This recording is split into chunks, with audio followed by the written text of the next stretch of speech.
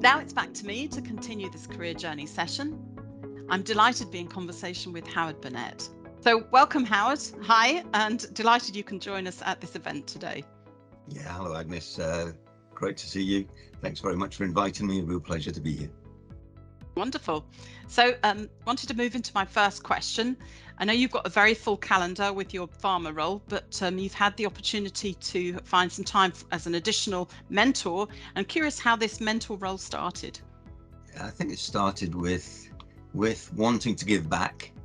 When I have a look at my career, as it were, I didn't have a mentor. I don't think mentors were invented in those days, and I could have done with a mentor.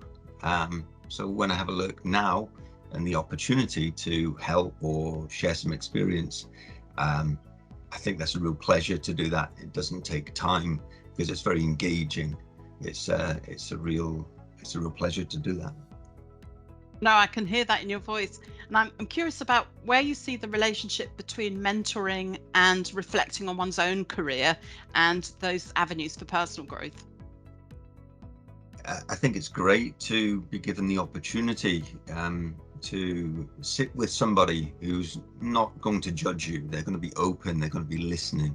The whole idea of a mentor is they're there to help. They will tell you the truth, they'll give you some reflections, they'll spot something that you may not see yourself.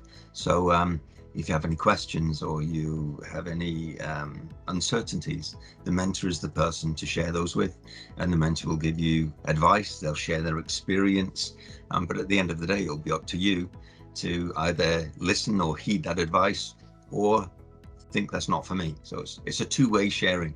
But what I will say is when one person, the mentee, comes together with mentor, that 1 + 1 is more than 2. Something very special happens, something very magical, and something very, very useful. Yes, I can understand that idea of 1 + 1 is more than 2. So thank you for sharing that insight.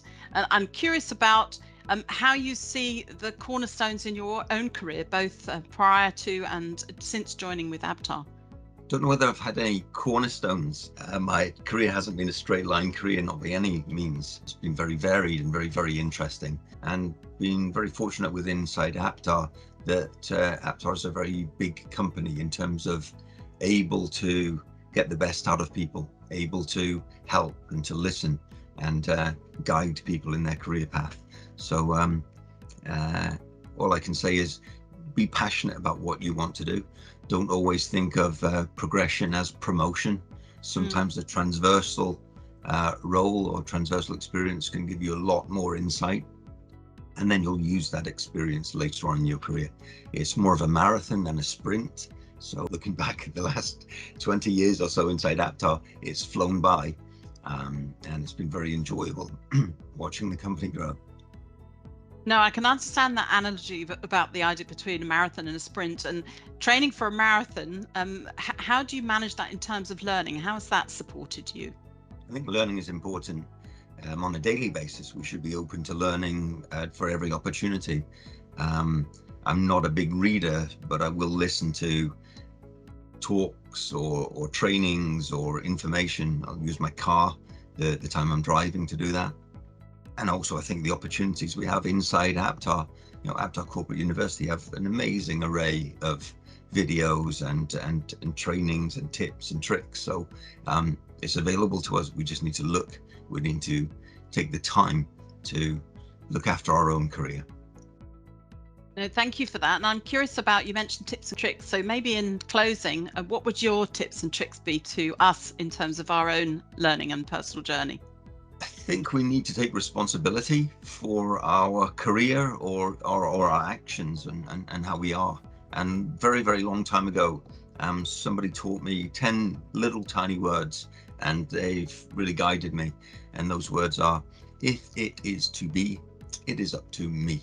And that means it's up to you.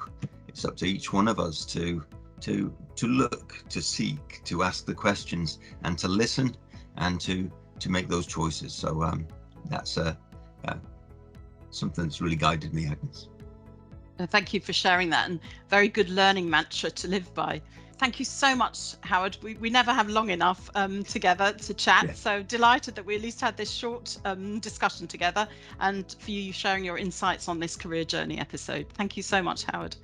No, Agnes, thanks very much to you, and thanks to Aptar Corporate University and the new HR that we're seeing birthing.